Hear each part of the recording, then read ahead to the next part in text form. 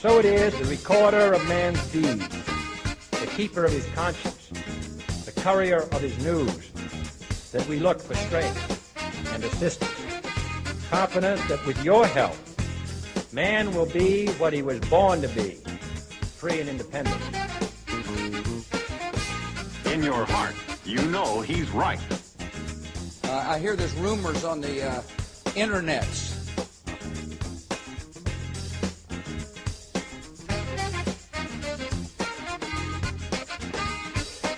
This is Liberty in Exile with your host, Yael Osofsky.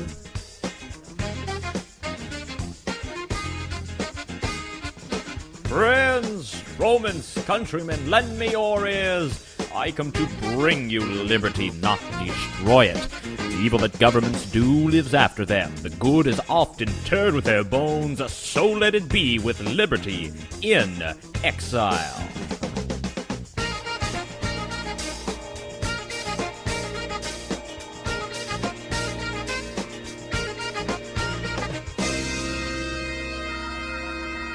Hello and welcome to the program on this, the third day of June in the year 2013. I am your host, Yael Osofsky, broadcasting to you from Wien, Österreich, Vienna, Austria, the greatest city in the world, right in the heart of the European Union.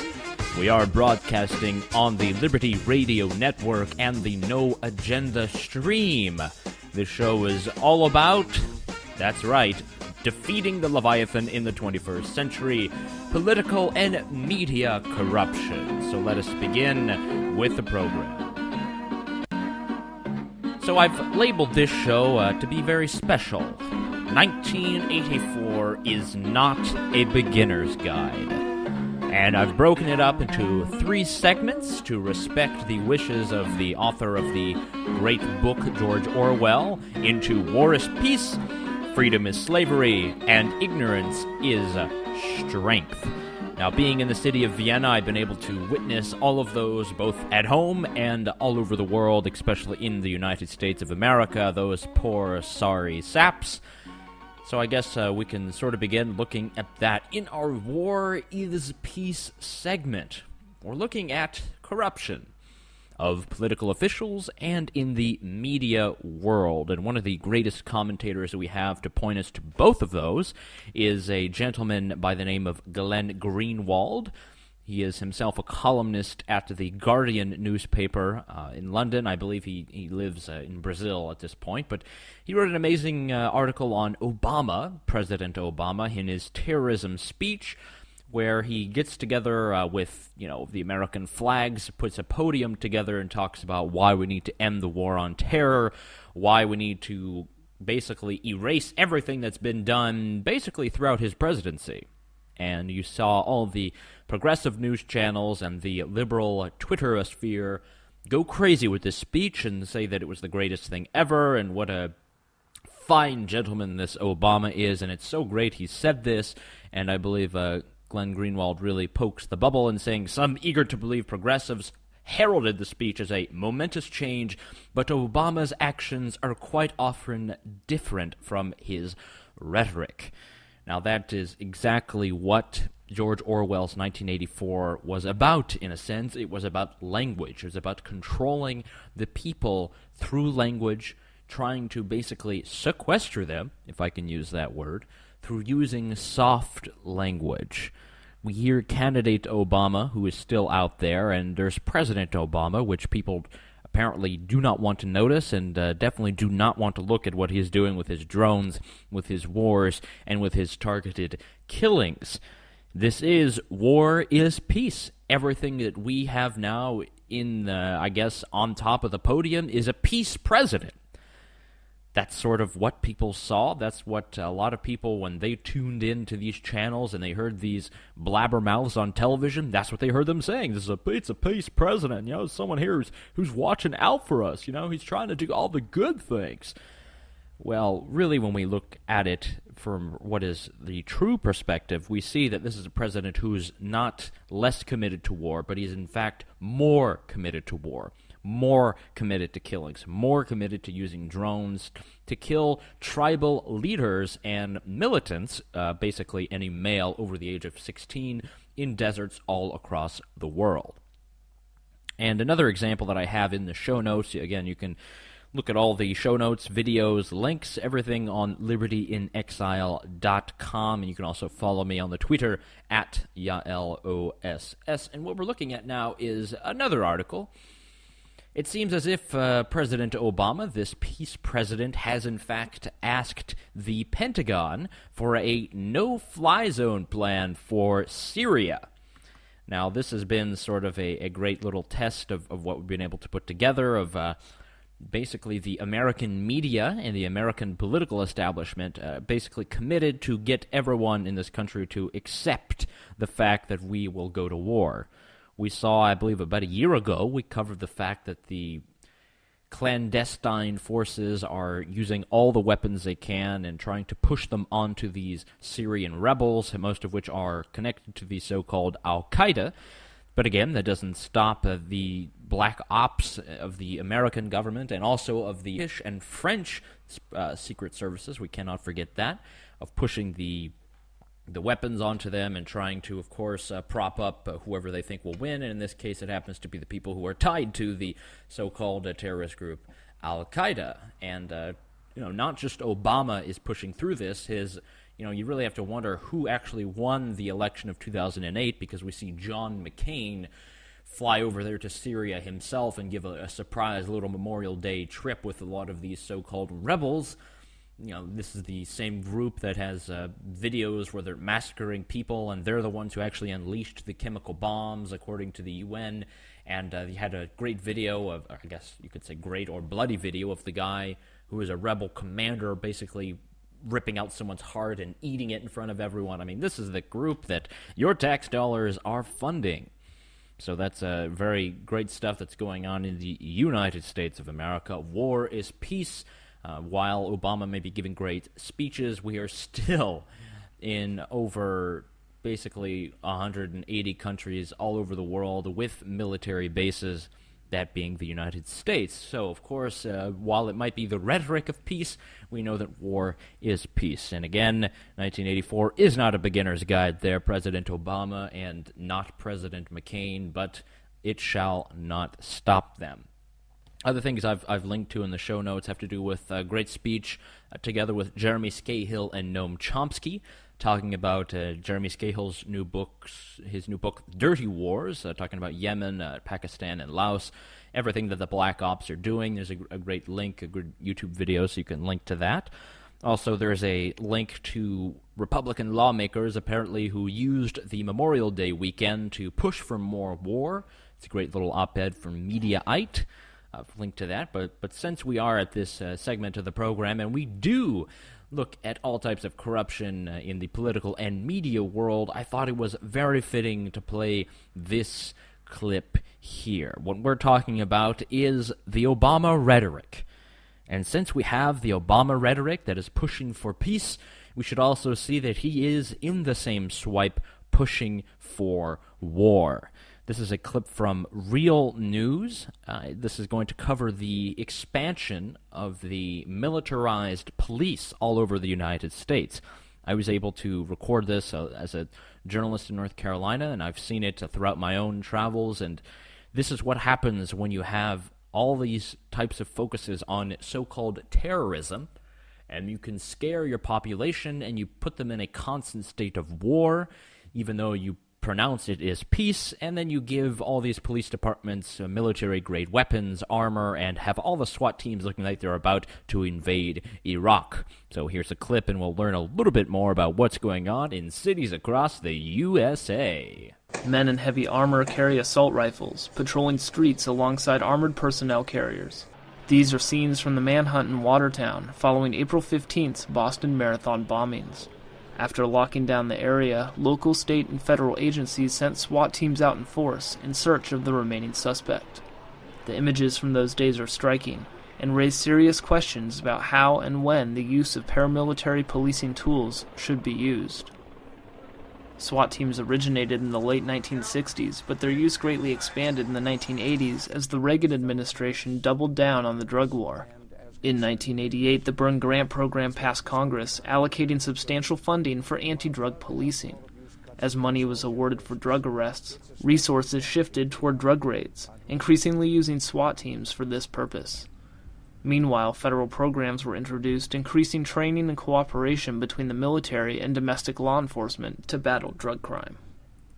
Other Reagan-era policies encouraged the transfer of surplus military hardware to law enforcement, which in the 1990s became firmly established by the Clinton administration's 1033 program, incorporating millions of pieces of equipment designed for war zones into domestic policing agencies. After the September 11th attacks, the Department of Homeland Security, or DHS, began awarding grants to enhance special operations and tactical resources to local, state, and federal agencies. Ollie Winston, an Oakland-based journalist covering law enforcement, has watched the application of the DHS grants. Hundreds of millions of dollars to local law enforcement administered through states to beef up the capabilities of police departments to respond to terrorist threats. And what that means is that they're purchasing heavy equipment like armored personnel carriers. They're purchasing body armor. They're purchasing mobile command centers. In some cases, these funds are actually now being applied towards drones. Many large defense contractors have shifted, at least in part, away from military contracts toward domestic law enforcement due to the billions of dollars available through DHS grants. And several new companies have arisen specifically to supply military-grade assets to police agencies. There's a lot of venture capital being invested in surveillance systems and technology. The major defense contractors, Lockheed Martin, Northrop Grumman, L3, they've all put a tremendous amount of capital into developing such systems. In a 2011 report, the Center for Investigative Reporting found that in the decade following 9/11, over $34 billion in DHS grants were dispersed in order to fight terrorism. However, the recipients of those assets were not just in cities such as New York or Washington, D.C. Most often, they were small towns such as Oxford, Alabama, or Keene, New Hampshire, unlikely targets for terrorism. But Bob Chabali, chairman of the board of the National Tactical Officers Association, the NTOA, and assistant police chief in Dayton, Ohio, believes these grants and much of the equipment they buy are imperative for ensuring the safety of communities across the United States. You just saw what happened at the Boston Marathon recently, where, in essence, the acquisition of that type of equipment enhance the safety of that community. There's no money you can set on that type of equipment to protect the personnel that are dealing with that problem. Realize that, and it's not to be an alarmist, but the fact is that terrorism is here. Terrorists, your game is through, 'cause now you have to answer to America. Fuck yeah! America. See, it's all about terrorism, trying to get the terrorism who are in Keene, New Hampshire, the terrorists who are in Ohio, those terrorists who are in suburban West Virginia, terrorists all over the place. And this is a great pretext that is being used, as we all know, and I believe we've all seen in our local communities, to have just ever more control, and that paired with the drug war is really allowing for a huge clampdown, and for a lot of these companies and industries like Lockheed Martin and the like to make some good money. And of course, we're all for making money on this program. But when we're talking about corporatism and a system that allows these types of basically abuses of civil liberties to take place, then we know that that is not at all what is to be intended. So that is, ladies and gentlemen, part of the 1984 Is Not a Beginner's Guide program. That was the first section. War is peace. So continually talking about peace in sort of your speeches and your rhetoric, yet you are enforcing war not only across the world and in Syria and Iraq and Yemen, but also right at home. So it's great. And for the next section, we're moving on to Freedom is Slavery. Now, I'm holding my copy of George Orwell's 1984 right here. It's a great Signet Classics edition.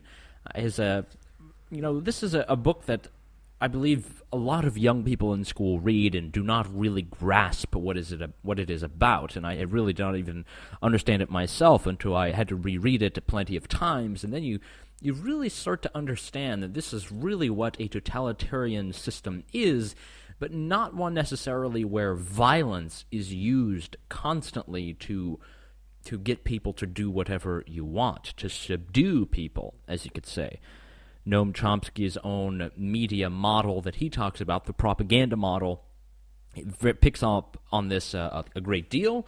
You basically use the media to spin all types of news and information and to create new realities and to allow all the questions that are important to never ever be asked, and you can actually pretty much control an entire population in a democratic society. Now, since we did talk about war is peace, now it's freedom is slavery. Because what is being free and trying to have liberties? What are you guys trying to do, crazy people? And for this section of the program, I thought it'd be best, and again, you can listen to all the clips I'm playing and read all the articles that I've linked to on libertyinexile.com. We have everything there. Also have the Facebook page where we're trying to keep it lively all throughout the week. But since we did touch on the U.S. before, it's time to come over to the European continent. And we'll start off on the British Isles and talk about what's going on with their surveillance state. As we all know, London is one of the most surveilled societies on the planet. And, of course, this does not end just at the present. After the so-called, I guess there's so many of these so-called because the way that it's sort of construed is you have the Muslim fellow, the black Muslim fellow in the street who hacked some soldier to death and went up to the camera and had his red hands, and who knows what really happened there. But after that, the British government, the UK, and the London mayor wants to come out and say that we need not just, greater control of who we allow into our country or anything of the like, but instead we are going to put more cameras everywhere. We're going to create a much bigger surveillance society than we already have. This is a problem that, again, is caused not by you or I. This is caused by the governments. The reason that terrorism happens, and if you watch the clip and the video, the fellow who was born himself in Britain, lived here his entire life, he spells it out pretty quickly. He says because Britain is killing Muslims all over the world, he feels it is his duty to be in London and kill some British citizens himself. Now, that is the chickens coming home to roost in the example of Reverend Wright. But, of course, for those in the political class, this is not something that they can ever even try to admit, because then that would break the entire illusion that they have spun for many years. So here's a little clip about what they're trying to do in the UK. I'm sorry they're sad, London. Well, earlier today, Boris Johnson said that police have made a pretty compelling case for greater surveillance powers. The mayor was asked a question about whether, following the Woolwich murder, it was time to introduce a so-called Snoopers Charter. Well, our reporter Helen Drew joins me. So what exactly, Helen, would a Snoopers Charter mean? Charter. Well, this is officially called the Communications Data Bill. Right. It's been nicknamed the Snoopers Charter because what it would mean is giving police and authorities more power to look at people's communications. Oh. The thinking behind it really is that people communicate in different ways than they used to, a lot on social media, online, and this would monitor that communication and store the data for up to a year. In light of what's happened in Woolwich and the fact that we now know these two suspects were known to security services, people have been talking about wanting this Snoopers Charter, and one of those this morning was the Mayor Boris Johnson. It's much too early for us to say whether this would have been any use at all in this particular case. It wouldn't have been. I must say that over the last year or so, the police have made very powerful representations to me of the usefulness of this ability, and I have to say that I think their arguments are pretty compelling. But at the moment, though, that bill has stalled, hasn't it? That's right. Last month it pretty much came to a standstill. It had spent quite a long time going through the usual parliamentary processes, but as you can imagine, it had been met with quite a lot of opposition, people worried about civil liberties and that kind of thing. And one of the main opponents was the Deputy Prime Minister, Nick Clegg. We're not just simply going to sort of ram some legislation through Parliament. We will make sure that our proposals are published in draft, people can look at them, people can debate them, because there's a legitimate debate to be had. No, there's not. So where does this issue go from here, then? I've been speaking to the Home Office this morning, who were really keen to stress that it wasn't totally abandoned last month. And so what would need to happen in order for it to come back is for it to be basically tabled in the House of Commons like any normal draft bill would be.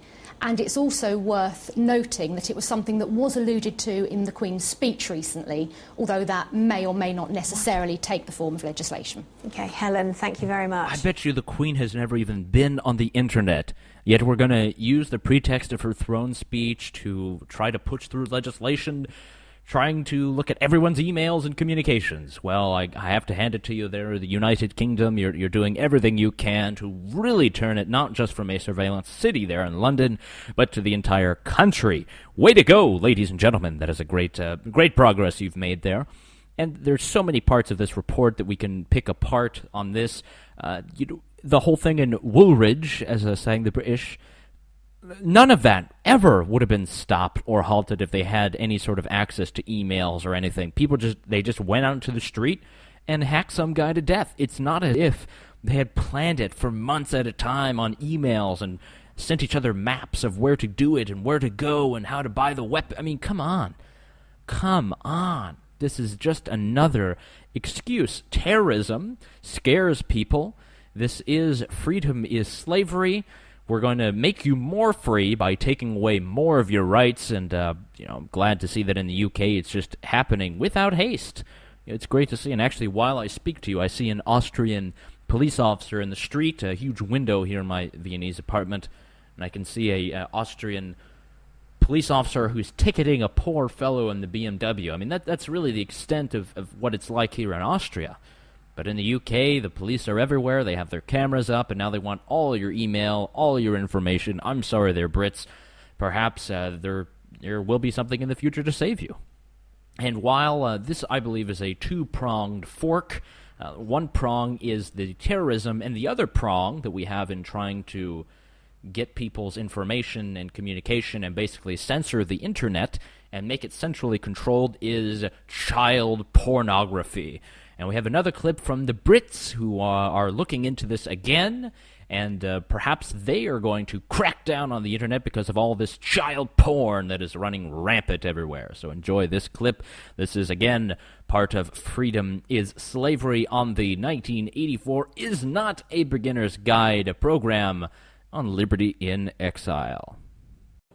The conviction of Mark Bridger for the murder of 5-year-old April Jones has increased calls for restrictions on access to online pornography.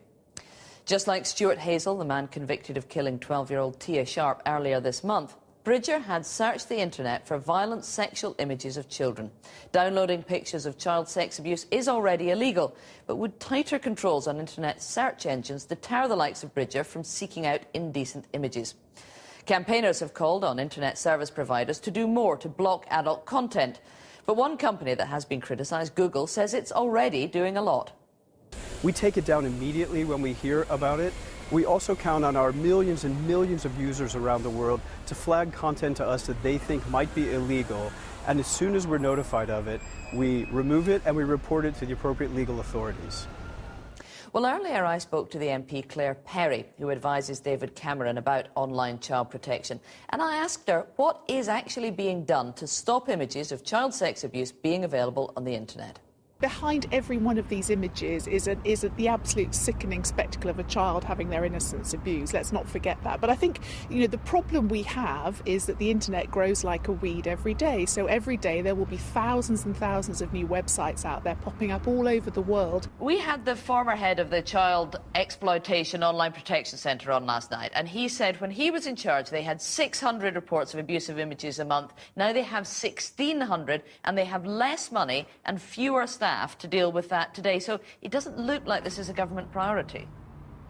Well, look, on the contrary, I think from the Prime Minister down, and actually across all parliamentary benches, this isn't a partisan issue. There is a huge amount of cross-party support for making sure that politicians, and regulators are doing more. And actually, CEOPS has been put in the centre of the National Crime Agency. I would argue it's actually got a much more joined-up remit.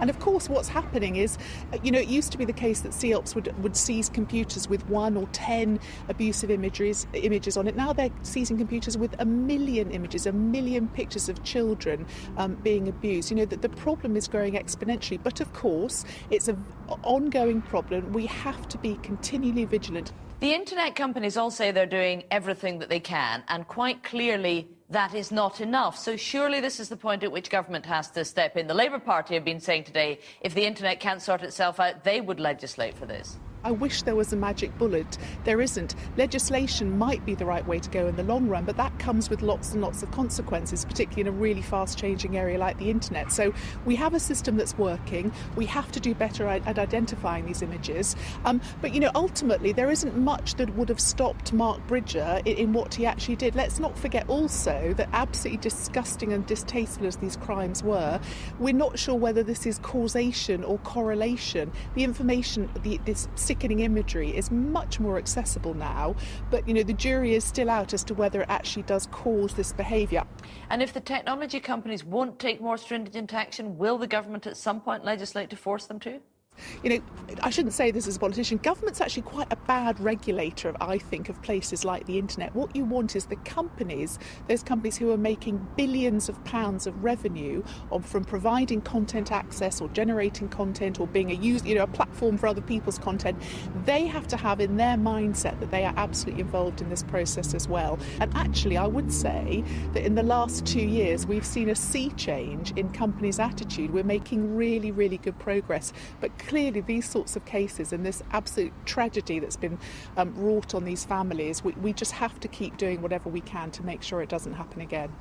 Free speech is a great idea, but we're in a war.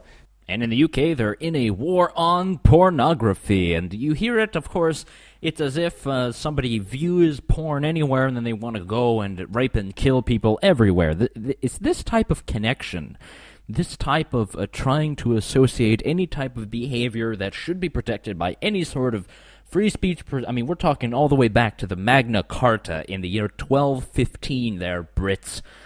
These are things that do not necessarily mean that someone will go out and start raping and pillaging and killing because they view an image on the internet. This is just one of the prongs on the two-pronged fork to trying to shut down the internet, trying to catalog all of our conversations, all of our email communications that we have, every sort of website we go to. Yet another attempt. Freedom is slavery, ladies and gentlemen, and that is the 1984 message that is brought to you by the British press, the British government, and what's going on in the UK. And that's how it goes. But again, this cannot be just relegated to everything going on in the UK. I have to use the American example as well. We see this with the rise of the police officers who, of course, like to treat citizens as if they are the low class. We like to treat them, say the police officers, like they are the stupid citizens they are. And according to this police officer, we need to kill all of them if they don't listen to his commands. This is really what it takes to have a sort of a freedom is slavery society, one where you can control people and really try to get them down into submission. Make them heed to your every call, every beck and call. This is a little clip I took from CNN about, I believe, is a police officer in Ohio who has on multiple occasions been basically threatening to kill citizens and shoot them in the face, and he's still not yet fired. So apparently he's probably a good example to follow. I'm sure he's a textbook example of what all the officers in the United States of America would like to be. So let's listen to the clip. Are demanding a suspended police officer be fired. Dashcam video you're about to see appears to show the officer threatening to shoot people during traffic stops. Here's Eric Mansfield of our affiliate WKYC. As soon as I felt your gun, I should have jumped 2 steps back, pulled my Glock 40, and just put 10 bullets in your to let you drop. It was posted 1 week ago. Already, it's an online must-see. Canton police officer Daniel Harless berating a driver who appears to be trying to show Harless his concealed carry license so that Harless would know he was armed. I'm so close to caving in your head. But now comes a second video. I'll kill every one of you mother. This one from a year ago. No, I'm telling you what, I will shoot you in the face and I'll go to sleep tonight. As Harless's temper again flares while instructing 2 people in the backseat of a car during a traffic stop for suspected drunk driving. Well, it looks like we're seeing repeat behavior. It's a disturbing pattern. Philip Mullivar is with Ohioans for Concealed Carry, a group that is calling for Harless's job. In both cases, this officer's behavior is entirely egregious. He needs to be removed at once. In both cases, Officer Harless is encountering a gun during a traffic stop, which is always a perceived threat for police. Now it's up to police brass to determine what's acceptable. You mother... Get the out before I shoot you. Eric Mansfield of WKYC reporting. The Canton Police Department released this statement. It says, quote, the officer was relieved of duty and has not worked since the incident. It is being fully investigated. Criminal defense attorney and former prosecutor Holly Hughes had a lot to say about this case when I spoke with her about it just a short time ago. I don't mind an officer using profanity, Don. I don't mind that his tempers are flaring and he's jacked up. But when he starts threatening to kill citizens, to shoot them in the face, to put them in their grave, calling them morons and idiots and liars, he's gone over the edge, because now what we see is an officer who cannot control his temper. That's a crime, Don. If a citizen said to another citizen, I will shoot you in the face, and as holding a weapon, has access to a weapon, that's a terroristic threat. That is a felony charge. So this officer has gone beyond the pale when he starts threatening. Okay. And if you allow the police state to grow and you allow this type of atmosphere to try to metastasize, then that is all that we're going to have, ladies and gentlemen. We're going to have police officers who believe they are above the law, who will shoot you and threaten to kill you on a simple traffic stop. Now, that is the attitude that they're pushing, and that is the second chapter of our 1984 Is Not a Beginner Guide series here on the Liberty in Exile program. I remind you that you are listening to the Liberty Radio Network and the No Agenda stream. All of our podcasts can be linked on libertyinexile.com. Also, I do have some other websites that I've been putting together. I did write an article for The Stateless Man about Bitcoin and attempting to use Bitcoin to avoid all those excessive bank fees, so you can find that on thestatelessman.com, and I do urge you to listen to Fergus Hodgson's program on the Overseas Radio Network and a bunch of other liberty-minded networks as well. So that's a good program, a good article to mix into this, and that leads us into our third and final chapter that we just finished. Was Freedom is Slavery, and now we're on to Ignorance is Strength. We like to talk about government corruption here on Liberty in Exile. It's been a long time fun process since I started this program in Montreal on CJLO 1690 AM and continuing on now in the European continent. But I think the most pristine example from which I can close this story of 1984's Beginner's Guide, I have to talk about the CIA and drug dealing during the Iran-Contra years. Now, I'm not going to be the best at trying to provide a resume, so we're going to go to a great program that aired about 10 years ago, about 15 years ago, on the Montel Williams program. Now, this is a daytime talk show that you think would talk about lushy topics, but actually Montel Williams, and I've played his clips before on medical marijuana, has kind of been a truth fighter. So it's been very interesting to watch. He did an entire show on the CIA dealing drugs, running drugs, and providing cover for drug dealers all throughout the 1980s so they could fund the Contras in Nicaragua. So this is a great, I'm just going to play a clip or two from the show. This is Montel Williams, and you can find the full clip on libertyinexile.com. I'll have it there. So let's listen to Montel Williams. We're talking today, this is really a show about what we can call rumors. The rumor that the CIA was involved in making sure that cocaine made it to the streets of South Central LA back in the early 80s and then helped to develop and turn it into crack, which was then spread across America and is the reason why most of our inner cities are in the plight that they are in. And a lot of this has been out there for years, but it wasn't until recently that the story broke again. And my next guest is a reporter, not from San Diego, California, but from San Jose Mercury News, and he wrote a story called The Dark Alliance. Please welcome Mr. Gary Webb to the show.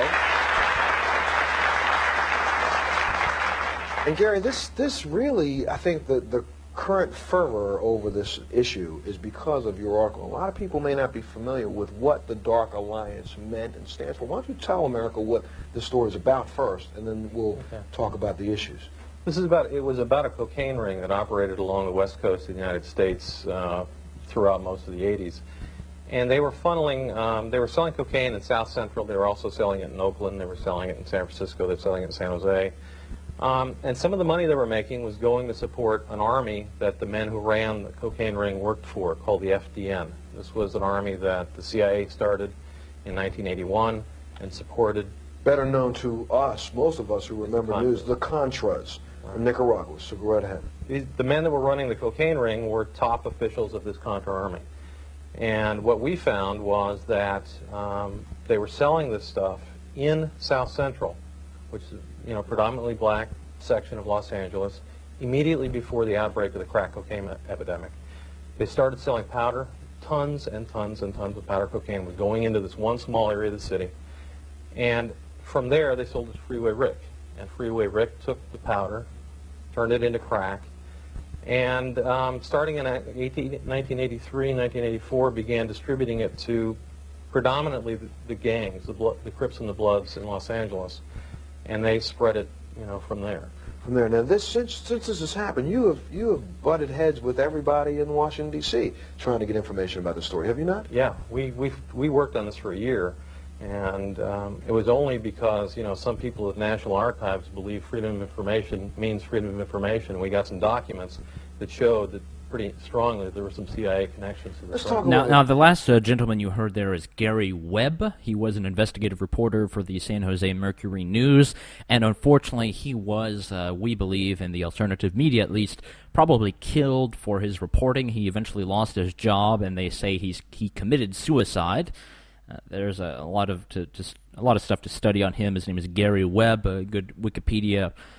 Very long Wikipedia entry on him, so you can read on that. And, of course, this video will be linked on libertyinexile.com, so you can listen to the whole show. It's about 40 minutes, and they also have a former DEA agent on there talking about the drug scandal. You even have Charlie Rangel, congressman from New York, in Harlem, who's actually talking about this scandal as well, and he's talking about the CIA is out of control, and basically nobody can control them anymore. They're out funding all this and all out dealing drugs, and they need to be reined in, so that's very interesting. So let's listen to Montel Williams give a nice little wrap-up of what this whole thing is about, the principal players involved, and really why ignorance is strength. If the government can do things and the citizens definitely do not know about it, then, of course, that strengthens our democracy and strengthens the powers that be. Let's talk a little bit about those documents for a second, because there's a gentleman, this figure that we talked about yesterday on the show. His name is Blandón, Danilo Blandón, who was a person who was a member of the aristocracy of Nicaragua before the fall of Somoza, and then he fled and comes to the United States and decides, while he's in the United States, so you can all understand this, he wants to raise money for the revolutionaries who are trying to overthrow the government that just overthrew them. So here in the United States, they try to do fundraisers, and that doesn't work. And then Blandón gets a scheme. Well, I can get some cocaine cheaply with some help from some of my friends and get it into the United States of America. All I need to find is somebody who can sell it. So they find a gentleman by the name of Rick Ross, who is Freeway Rick. Rick Ross comes in and starts selling cocaine at the terms beginning 1 or 2 grams. And within weeks, 2, 3, 4 kilos a week. Within months, what was it, 10 to 15 kilos a day. Ricky Ross was selling cocaine to the point of making $3 to $4 million a day. He sold so much cocaine, it hurt his fingers to count the money. Not only in Los Angeles, but in Cincinnati, in St. Louis, all the way across America. So some can say, and this is the reason why people are so angry at you in your article, is that Ricky Ross, the dope dealer, was supplied by the CIA because Blandón was an operative for the CIA, correct? Blandón and Meneses were working for an army that was a wholly owned subsidiary of the CIA. They were meeting with CIA agents. Blandón, and this came out in court. I mean, Danilo Blandón is now a government witness. He works for the Drug Enforcement Administration, and we've paid him, I don't know, $166,000 over the last 18 months because he's such a good informant. So they put him on the witness stand in Ricky Ross's case, and he testified that in 1981, he went to Honduras. He met with the commander, the military commander of the CIA's army, and he was instructed to go raise money in California for this Contra army. And he was told that the ends justified the means. And those ends being sell cocaine if you have to. Well, look, he was in the room with the Nicaraguan representative of the Cali cartel, Mr. Meneses, and he was in the room with a government marketing expert named Danilo Blandón. Now, if they weren't talking about selling cocaine, I don't know what they were talking about. And this is all information they can find on a website. I have to use that website, but on a website on the internet. So we're going to put that up so people can go and look at these documents. Take a look at the documents yourself. I guess the internet in that age was a little new, but we see the grand arc of the story that was during the 1980s, the CIA and CIA plants which were allowing drug dealing all over the United States of America in order to fund the rebels in Nicaragua. So imagine what the CIA is doing today with these so-called rebels in Syria.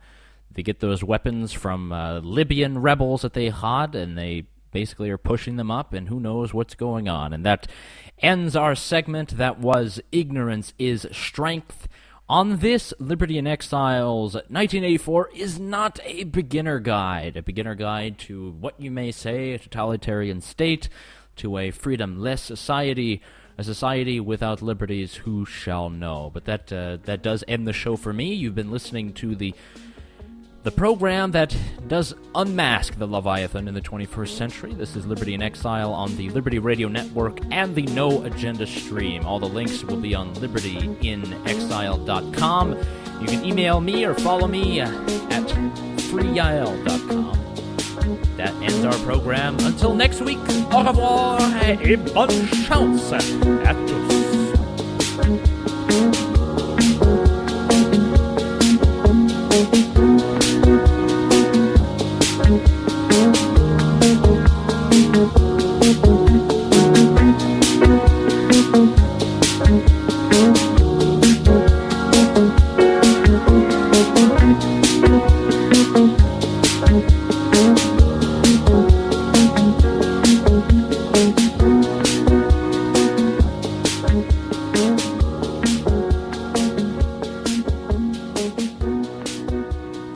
Visit libertyinexile.com.